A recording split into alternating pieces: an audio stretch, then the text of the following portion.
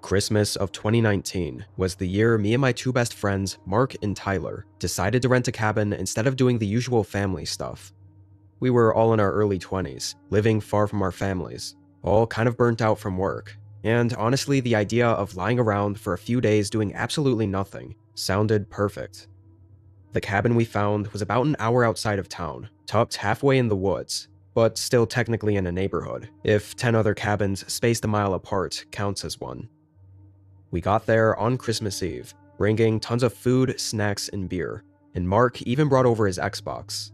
So we drank and played video games until 2 in the morning. It wasn't exactly a Hallmark holiday, but it was definitely fun. By the time we all went to our rooms to go to bed, I passed out almost immediately. The place was freezing, and the cabin creaked like every other old wooden building, but I was tired enough that none of it mattered. At least until I woke up. It was probably 3 or 4 in the morning, still pitch black outside. I didn't know what time it was exactly, but I knew I'd been asleep for a while, and that something woke me up. Soft, slow footsteps from the main living area. Not walking normally, more like someone taking careful steps, trying not to wake anyone. I blinked a few times, half asleep, and figured it had to be one of the guys. Maybe getting water or using the bathroom. I laid there listening, waiting for the footsteps to go down the hall or to the bathroom door, but the sound just stayed in the same area, the creaking boards near the front of the cabin, almost pacing. I wanted to call out and ask if everything was okay, but I didn't feel like yelling from a dark room or going out there and startling them. Eventually, the footsteps stopped. The cabin settled back into silence. I rolled over and fell asleep again. When I finally got up in the morning, sunlight was coming in through the big living room windows, and the guys were already in the living room. First thing I did was jokingly ask who was creeping around at 4 in the morning. I expected some stupid answer from one of them about losing their phone while drunk or something. I don't know. But both of them gave me the exact same confused look. Mark said, "Dude, we all went to bed at 2. And Tyler shook his head, saying he didn't get up once. I laughed it off at first. I figured maybe I'd imagined it, or dreamed the sound and mistaken it as real. But then I glanced over toward the front door. The lock was undone. Not just the deadbolt, the handle lock too, fully unlocked. The door was still shut, but the locks weren't turned. I asked if either of them had gone outside this morning. They both said no, and when I pointed out the door, I saw both of their faces fall flat, as we all kind of realized I might have actually heard someone last night. I mean, we were all fairly sure that we had locked the door. But after a minute of thinking about it, Tyler said maybe the wind shook it loose, or maybe the old door just didn't latch right. You know, the usual excuses people make when they don't want to consider anything else. I think it was because all of us wanted to believe that it was nothing, that we eventually just let it go.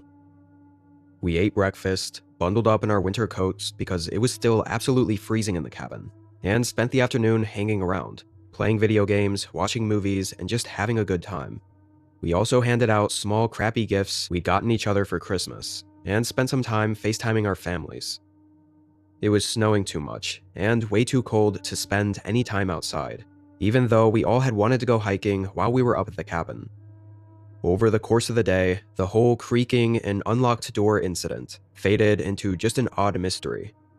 But as it got later, I guess I started to get a weird gut feeling. We were all in the living room, playing some dumb party game on the Xbox, laughing and yelling at each other. And every so often, I'd catch myself glancing toward the window. I hadn't noticed it much before, but now the blackness outside felt too close. Like someone standing just a few feet back could watch us clearly, while we'd never see them. I knew during the day there were some trees just outside of that window, like literally 10 feet away, and yet it was too dark to even see that. I didn't want to mention the bad feeling I had because I didn't want to kill the mood, especially when I really didn't have a reason to feel the way I did. I never actually saw anything. Because we had stayed up so late last night, we only stayed up until around 12 a.m. when Mark decided to head to bed early. Me and Tyler stayed in the living room for another 30 minutes chatting, before both also going to bed. I laid in bed awake for a while. Hard to tell the time just sitting there, but it felt like an hour-ish. There were no curtains or blinds, so the window next to my bed made me feel really uneasy. And then I heard it again. The soft, quiet footsteps at the front of the cabin in the living room. I sat up and listened as intently as I could. I knew this time that it wasn't one of my friends, because I would have heard them leave their rooms and walk down the hallway. So really, I was just listening to see if it was just the house creaking, or if it was actually a person. And after a while of listening, I was absolutely sure that what I was hearing were footsteps. And with whoever it was just pacing around the room, I finally decided to get up and maybe try confronting them. But as I walked over to the bedroom door, suddenly the footsteps moved from the living room to the hallway. They got closer and closer, walking all the way down, passing by my door, and going toward what I think was Mark's room. And then it was quiet.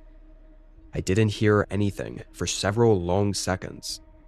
I very quietly grabbed the door handle and pushed my door open just slightly enough to peek out into the hallway, not making a sound. I saw a large man, I mean like maybe 6'5" or taller, with long hair and a thick beard. He was standing still, facing Mark's bedroom door, and just standing there motionless in the dark. I didn't risk looking for too long and moved away, but left the door cracked open still because I didn't want it to make a click sound if I closed it. And at this point, I didn't know what to do. I froze up, unsure how to get us out of this situation.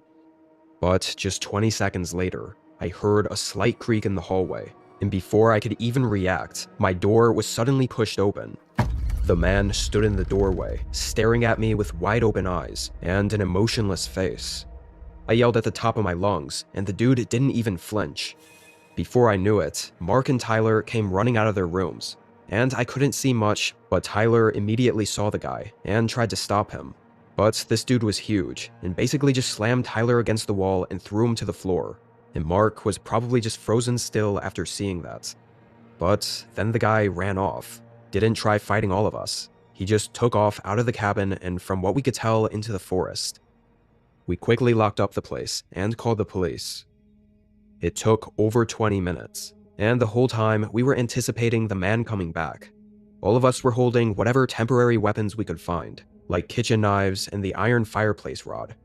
But he didn't come back. Really, we got no answers, and most of the situation fell onto the owner of the cabin, as he was the one who had his cabin broken into. What that man wanted from us or from the cabin, we don't know. From our few theories though, the one that stands out to me is that he might have been there looking for the owner and not knowing it was a rental. It would explain him staring at me and seeing all of us and not really bothering with doing anything afterward. But again, it really is just a theory. He just as likely could have been there to harm us and just saw it was 3 people and decided to run. Whatever the case, we're all just glad it didn't come down to an all-out fight, because I genuinely don't know who would have won in the end. This happened in winter, right around Christmas time. I live with my girlfriend, who I'll name as Sarah, and being that we lived pretty far from our families, we almost always went on road trips around the holidays. This year, we were going to Sarah's family's home for Christmas. The drive was just under 11 hours. Usually this drive wasn't too bad, but maybe we just gotten lucky the years before. We packed and shoved all our bags and suitcases into the trunk, then left for the road trip on Christmas Eve, hoping to make it there at night and have all of Christmas Day with her family. First couple of hours were quiet. Think a lot of people had already done their driving for the holiday, so the roads weren't crowded. Eventually, I pulled off at a small gas station to top off the tank and just take a break for a minute before continuing the drive. There wasn't a single other car there. Sarah waited inside the car with the heat on, while I ran inside to pay for the gas and grab us some drinks. The wind was harsh and cold, and the lot hadn't been plowed yet, so there was basically half a foot of snow I had to run through just to get up to the building. I opened the door and walked in, and right away I noticed how quiet it was. I didn't see anyone. I looked around for a second, but figured they were probably in the back or something, and would come out once I was ready. I grabbed a couple of drinks and walked up to the counter, but nobody came up. I called out hello, and tried just peeking into the back room, but I didn't see anyone, or even hear anyone. I think the place was actually empty, even though the doors were unlocked and the lights were on. It was strange, but after a couple of minutes, I just put the drinks away and went back outside to hopefully at least be able to use the gas pump. As soon as I stepped out, I saw a guy standing at my girlfriend's window. Looked like he was trying to talk to her, knocking on the window and looking in. He was bundled up in heavy winter clothing, so aside from what he was wearing, I couldn't get a good look at him. I started hurrying over, but as soon as he saw me, he backed up and started quickly walking away. I got up to the car and watched as he continued walking down to the road. He clearly wasn't the missing worker at the gas station, so now I was even more concerned. I got in and asked Sarah what that guy was doing. She seemed a little flustered. She said he came up out of nowhere as soon as I walked in, and all the guy was saying was to roll down the window, constantly knocking on it. He didn't say why or really anything else. Obviously, she found it very creepy and had a bad feeling about it, so she kept the doors and windows locked and didn't respond to him. I didn't even bother staying. I turned on the car and drove out of there, hoping we'd reach another gas station along the way. That place just had an unnerving feeling to it, and neither of us wanted to be there a second longer. Unfortunately, because of that whole thing, we ended up having to take a detour to a different gas station, because along our main route, the next one was too far, and would have risked us running out of fuel in the middle of nowhere and in the freezing cold. And it became pretty clear that things were not going to work out the way we wanted. With the detour and the snow slowing us down, we were way behind. It was well into the night already, and we were still 4 hours away. Both of us were tired and figured we could stop at a cheap motel to sleep at for a few hours, and just arrive at the house early on Christmas morning instead. Sarah called her family to let them know, and I found a motel just on the side of the highway, a few miles down. The 24/7 motel sign was still on, but the parking lot was empty. I mean, Christmas Eve night is an odd one to spend at a motel. I pulled in and walked up to the door, feeling relieved to see a clerk inside. I got a small room for the night, and headed back out to get our travel bags and get us into the room. We were exhausted, and pretty much passed out within 30 minutes of getting inside. I set an alarm for 2 a.m. so that we could get up and make it to our family's house by 6 a.m. I think both of us slept like rocks. I never woke up once during the 5-ish hours we were sleeping. When my alarm went off, I groggily got up, not even wanting to get out of bed. I let Sarah sleep in for a bit while I packed what little we had, then went outside and tossed all the stuff in the back seat. It still looked like nobody else had come by the motel at night. It was incredibly cold, and the wind was awful. It wasn't even snowing that hard, but the wind was blowing all the snow dust up from the ground, making it hard to see. I ran back in and told Sarah it was time to go, then headed back to the front of the building to check us out of the room. I walked into the small office room where the clerk was, but they weren't there. I stood still for a moment, feeling the deja vu of what had happened at the gas station, but this time, obviously, I had seen them earlier. I took a few more steps closer to the desk, and again called out, but still, nobody was there. However, I saw a bunch of papers all over the floor behind the desk. It looked like the worker had left in a hurry. I felt this really bad feeling start coming over me as I backed away and ran back out to get Sarah. I sprinted down the row of room doors, opening ours and telling Sarah we had to leave right now. She hurried out and into the car while I grabbed what was left, and then also got in. I noticed my hands were shaking as I turned it on, and was just barely able to get the car going through the snow-covered parking lot. It was as I was pulling back onto the highway that I passed the side of the building and just caught sight of a man on the side of it. Even from that quick glimpse, I saw it was the same guy from the gas station, same winter coat and everything. Knowing something was definitely wrong, I got onto the highway and Sarah called 911. We met officers at a gas station 15 minutes away, and this is where it got a lot more disturbing and creepy. One of the officers brought up how impossible it was that the random guy could have been following us without us noticing, and sure enough, he found a tracker stuck right under the back wheel well on our car. The guy must have stuck it there when he went up to our car at the gas station. It took over an hour for separate officers to go to the gas station and the motel, and me and Sarah went pale when they reported back that both workers were confirmed missing. So obviously this guy that was following us had something to do with it. My guess is that he had done something to the worker at the gas station before we arrived, and then when I got there, maybe he thought I saw something that I shouldn't have. So he followed us to probably get rid of us too. Can't say for sure, because they never found the guy. Only evidence was a blurry image from a gas station CCTV camera. It definitely was the most unsettling way to spend our Christmas morning.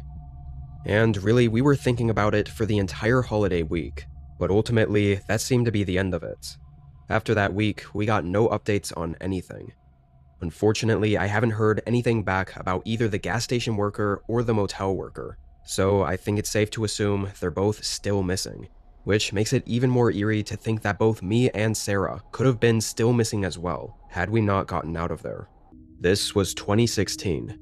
Because of my work and where my family lived, and a bunch of scheduling things, this was one of the few times I spent Christmas alone.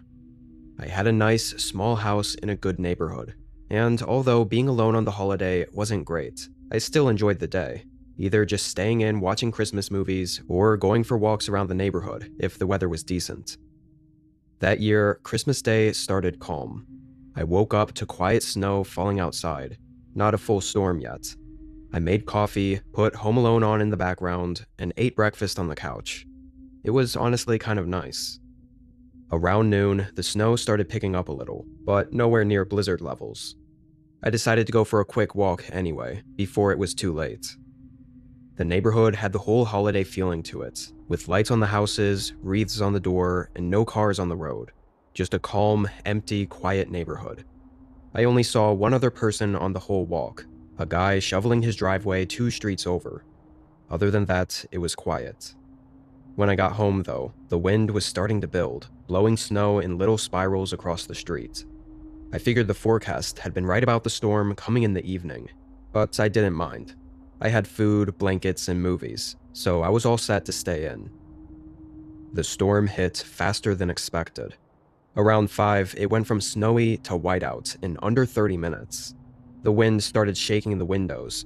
Not enough for me to worry, but enough to remind me that I probably shouldn't go outside again.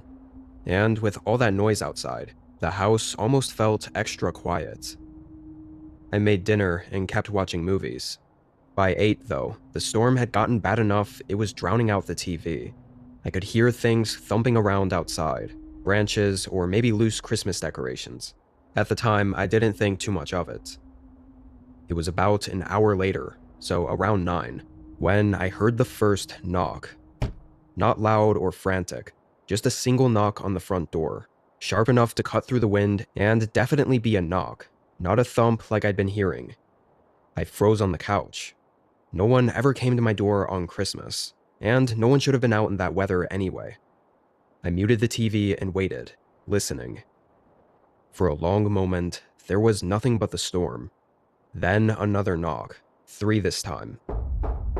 I got up and walked toward the door, but not close enough for anyone outside to be able to see me through the side window. I didn't say anything, didn't move the blinds either. I just listened. My door didn't have one of those holes you could look through. It just had the side windows, which of course if I looked through, then whoever was out there would also see me. I stood there until my nerves started catching up with me. I really couldn't hear much of anything over the storm, but whoever it was didn't knock again, and I figured I should probably just leave it. There was no way I was going to answer the door anyway. Eventually, I went back to the couch, still tense but trying to brush it off. I turned the movie back on, but it only took about 5 minutes for me to hear something else. I quickly paused the TV and listened. It was very faint, but sounded like something being dragged through the snow, slowly moving from the front door all the way around the house. I followed the sound with my eyes until it went up to the back door and stopped. There was no curtain or anything covering that door, so I was hesitant to even peer around the corner and look. But then there were those 3 knocks again. I almost couldn't believe it. I stood up and tried to slowly lean around the corner and look at the back door. Instantly, I saw a pair of eyes piercing in at me. It was so dark though, I could only barely see the man before I moved back out of sight. What the hell was he doing here? I felt this was enough to call 911, even if nothing else happened, because of how creepy this was. I got my phone and got on the line with an operator. I still stayed in the living room though, honestly just too scared to move and be seen by the man again. Something about the look in his eyes was horrifying. I think I was standing there on the phone for 2 to 3 minutes, when suddenly there was a slight scraping sound, and before I could even think of what it was, there was a sudden loud crash against the back door. I heard the glass shatter, and parts of the door slamming and falling onto the floor. The wind instantly flooded the house and covered up any other sounds I could have heard. I assumed the man got inside the house, but I couldn't hear any footsteps or anything, and there was no way I was going to look over there. I quickly hid behind the couch. Not the best hiding spot, but I didn't know what else to do. The fact that I couldn't see anything, and couldn't hear anything other than the heavy winds, made the next 5 minutes excruciatingly anxious and tense. I knew the man had to be walking around looking for me, or maybe stealing stuff from my house, but I didn't dare try looking. And then, finally, I heard knocks at the front door, and a police officer's voice call out through the wind. I got up and sprinted to the door, letting the officer in. But the man was already gone. There were wet shoe prints going throughout parts of the house. I don't know if he was looking for me or what, but it seemed like after breaking in and barely searching, he just left. His shoe prints in the snow went toward the field in the backyard, and were covered up by the blizzard within minutes. Even after the police left, I didn't sleep. I just sat on the edge of my bed with every light in the house on, listening to the wind rattle what was left of the back door. At some point, the storm let up, but the silence that followed felt even worse. Every creak in the house made me flinch. The officers returned when the sun came up to take another look. They told me they'd patrol the area for a while, but with the storm burying everything, there wasn't much else they could do. Before they left, one of them said something I still think about sometimes. He told me that with storms like that, it wasn't uncommon for people to wander, looking for unlocked houses, knowing the blizzard would cover their traces. But I mentioned the knocking and how he circled my home. The officer just shook his head. He said that some people test the doors first to see who answers, or if anyone does. So by not answering the first time, and then showing myself to him at the back door, if he was trying to find out whether I was alone, I basically gave him the answer. I never really realized how every small choice I made that night sort of led to what ended up happening. I just got insanely lucky that the man wasn't more determined to find me, because I can only imagine how things would have ended if he did.